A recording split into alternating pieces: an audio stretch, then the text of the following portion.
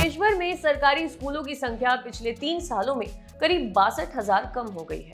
ये स्कूल या तो बंद कर दिए गए हैं या इन्हें किसी दूसरे स्कूल के साथ मर्ज कर दिया गया। वहीं पिछले 2 सालों में प्राइवेट स्कूलों की संख्या करीब 15,000 बढ़ गई है। इसकी पुष्टि आधिकारिक आंकड़ों से हुई है। पिछले 2 सालों में सरकारी सहायता प्राप्त स्कूलों की संख्या में भी मामूली गिरावट आई है। कुछ दिनों पहले केंद्र सरकार ने UDI-SE प्लस की रिपोर्ट जारी की थी। UDI-SE प्लस यानी unified district information system for education plus. ये केंद्रीय शिक्षा मंत्रालय के तहत आता है, जो हर साल देश भर में स्कूलों की संख्या, बच्चों के एनरोलमेंट, शिक्षकों की संख्या, छात्र शिक्षक अनुपात, स्कूलों में जेंडर गैप को लेकर रिपोर्ट जारी करता है। UDI-SE प्लस की साल 2020 और 21 की रिपोर्ट बताती है कि देश में 15 लाख से ज्यादा स्कूल हैं। इनमें सरकारी, अर्ध सरकारी और प्राइवेट स्कूल शामिल हैं। इन स्कूलों में करीब 26.5 करोड़ से ज्यादा छात्र पढ़ते हैं। UDI-SE प्लस की पिछले 3 सालों की रिपोर्ट बताती है कि देश में सरकारी स्कूलों की संख्या लगातार कम हो रही है। रिपोर्ट के मुताबिक देश भर में फिलहाल 10,32,049 सरकारी स्कूल हैं, जिनमें से पिछले 3 सालों में 62,488 स्कूल घटे हैं। केंद्र सरकार ने जुलाई 2019 में लोकसभा में सरकारी स्कूलों की संख्या की जानकारी दी थी। तब स्कूलों की संख्या 10,94,000 बताई गई थी। सरकार ने ये डेटा UDI-SE 2017 और 18 की रिपोर्ट के आधार पर दिया था। हालांकि सरकार ने अपनी नई रिपोर्ट में सरकारी स्कूलों के कम होने को लेकर अलग से कोई भी जानकारी नहीं दी है और ना ही इसकी वजह बताई है। शिक्षा पर काम करने वाले लोग सरकारी स्कूलों की घटती संख्या को शिक्षा के निजीकरण की दिशा में बढ़ता हुआ एक कदम बताते हैं। शिक्षा का अधिकार फोरम के कोऑर्डिनेटर मित्रा रंजन कहते हैं कि जो सरकारी स्कूल बंद हुए हैं, उनकी वास्तविक संख्या इससे कहीं ज्यादा हो सकती है। उन्होंने द लल्लन टॉप को बताया, सरकार लंबे समय से क्लोजर और मर्जर के नाम से सरकारी स्कूलों को बंद कर दिया रही है। इसके पीछे उनका तर्क है कि स्कूलों में बच्चे कम होते हैं, इसका खर्च अफोर्डेबल नहीं है, इसलिए उसे नजदीक के स्कूल में मर्ज किया जाए। इन सबसे सरकार की ज्यादातर कोशिश शिक्षा को निजी हाथों में देने की है। स्कूलों को बंद करना बच्चों के अधिकार का सीधा सीधा उल्लंघन है। एक तरफ सरकारी स्कूलों की संख्या लगातार कम हो रही है, वहीं दूसरी तरफ प्राइवेट स्कूलों की संख्या पिछले 2 सालों में करीब 15,000 बढ़ी है। UDI-SE प्लस की रिपोर्ट के मुताबिक 2018 और 19 में देश में प्राइवेट स्कूलों की कुल संख्या 3.25 लाख से ज्यादा थी, जो 2020-21 में बढ़कर 3,40,000 से ज्यादा हो गई। ऑक्सफैम इंडिया में एजुकेशन, हेल्थ और इनइक्वालिटी की लीड स्पेशलिस्ट एंजेला तनेजा ने कहा कि चाहे ये सरकार की मंशा हो या ना हो, लेकिन परिणाम यही है कि शिक्षा का निजीकरण हो रहा है। उन्होंने हमें बताया कि सरकार जो भी कर रही है वो पारदर्शी तरीके से नहीं कर रही है। एंजेला ने कहा, सरकार स्कूलों के बंद होने या मर्ज होने का ब्रेकअप डेटा नहीं बता रही है, जिससे लोगों को इसका तर्क समझ आए। केंद्र सरकार हर बार कहती है कि ये राज्यों का मसला है, लेकिन केंद्र खुद बार बार मर्जर का निर्देश देती है। आप दोनों तरह की बात नहीं कर सकते।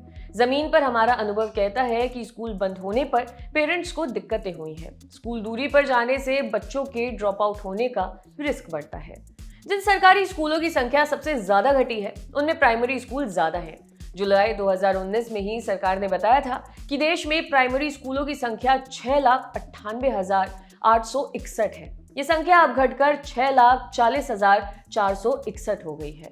साल 2016 में सरकारी सचिवों के एक समूह ने सिफारिश की थी कि जिन स्कूलों में छात्रों की संख्या बेहद कम हो, उसे नजदीक के दूसरे स्कूल के साथ मर्ज किया जाए। हालांकि हाल ही में केंद्रीय शिक्षा मंत्रालय ने एक RTI के जवाब में बताया था कि शिक्षा संविधान की समवर्ती सूची के तहत आता है और स्कूलों का प्रबंधन राज्य सरकार के क्षेत्राधिकार में है।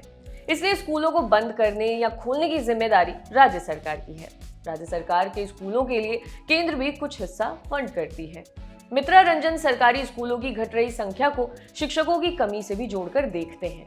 एक साल में सरकारी शिक्षकों की संख्या में भी कमी आई है। 2019-20 में सरकारी स्कूलों में शिक्षकों की कुल संख्या लगभग 49,38,000 थी। वहीं ये 2020-21 में घटकर 49,27,000 हो गई। उन्होंने बताया कि देश भर में 11 लाख से ज्यादा शिक्षकों के पद खाली हैं। यह आंकड़ा पिछले साल सरकार ने ही संसद में दिया था। अलग अलग राज्यों में शिक्षकों की भर्ती की मांग होती रहती है। अगर सरकार स्कूलों को बंद या मर्ज करती है तो शिक्षकों की कमी को भी बैलेंस करने की कोशिश कर रही है। इससे सरकार का डेटा भी सही दिखेगा। पिछले साल अगस्त में केंद्रीय शिक्षा मंत्री धर्मेंद्र प्रधान ने कहा था कि करीब 15 करोड़ बच्चे स्कूल से बाहर हैं।